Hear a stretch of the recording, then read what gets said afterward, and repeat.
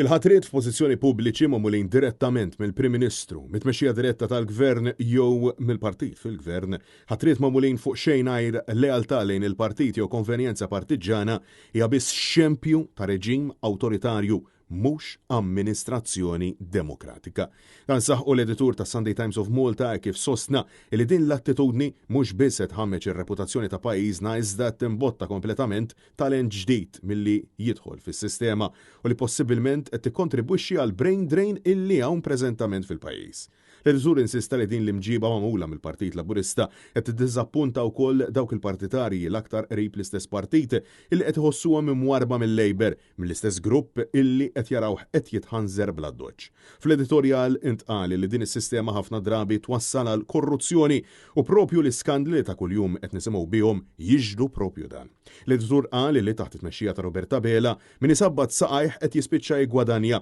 għaliex hekk kif qed jipprova jsalva ġildu, Bela qed jidher aktar u aktar bħala wieħed illi qed jittanta jirranġa l-affarijiet milli mexxej b'viżjoni ċara. Wasaħa illi l-Gvern ma jista' qatt jidher illi qed jażel l-aħjar nies pożizzjonijiet ta' tmexxija l-aktar nies ta' talent imma qed jidher il qed jippremja lil dawk l-aktar qrib il-Partit Laburista permezz ta' golden handshakes jew biex jixtri s-silenzju tagħhom. L-editur spjega li l-lista ta' Bela issa tant kemm twila illi diffiċli tiftakarhom kollha bl-aħħar ismijiet ikunu Randolph De Battista illi biex jeħles minnu minn kap eżekuttiv tal-Labor u deputat Laburista xeħtu ambaxxatur u Jason Micallef bħala delegat speċjali żewġ karigi illi ġew mogħtija lilhom f'temp ta' 24 siegħa. Bl-editorjal jisħaq illi din hija prattika li ilha għaddejja b'konsistenza sħiħa għal aktar minn 10 snin ta' gvern tal-Labor illi jagħmel minn kollox biex jibqa' fil-poter.